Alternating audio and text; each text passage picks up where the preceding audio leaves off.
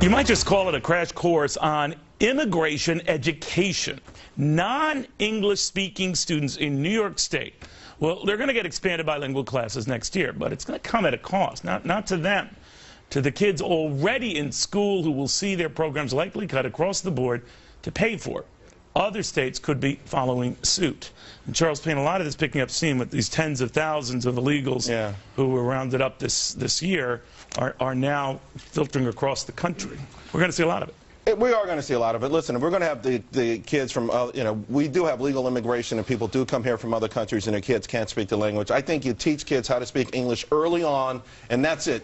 You don't change the curriculum of the course from 2 to 12. And it's always like, let's make some leeway, let's add a little money, let's make sure we say it in Spanish by 4th grade.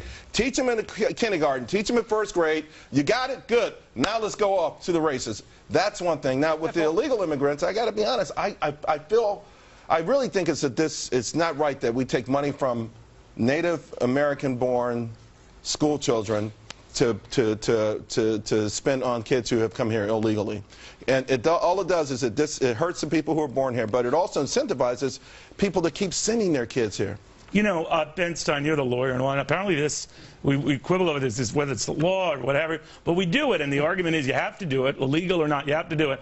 But do we have to then do this at the expense of legal kids and their legal parents who are stuck with the bill because no one ponies up the cash to help them out? So a lot of programs that were for special services and kids, they go by the wayside.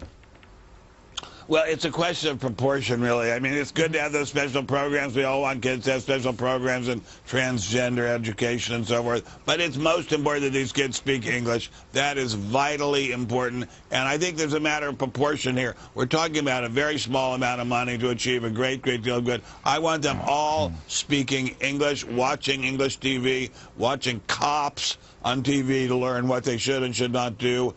Yes, let's teach them English, even if it takes money away from something else. That's just part of it, though. It's a couple of these school districts this week, we've gotten into it. So a lot of psychological counseling services, because a lot of them have been ripped from their homes. I mean, these Central American children. And what's happening is it's just one big expense they have to turn on. I mean, the goal with English instruction, with the bilingual instruction, is to get them fluent in English quickly. But how do you manage that, right? How long does it drag on? Does it turn into a recurring bilingual education program? It's a Supreme Court decision. You have to give people who are not fluent in English some meaningful education, and you have to educate kids who are illegal in this country. But the central issue is you need to stop illegal immigration. It becomes less of a burden, a financial one, on the society. Adam, are you proud of yourself, what you've done? Neil, let's put this in business terms. You know, businesses serve their customers. They react to their audience.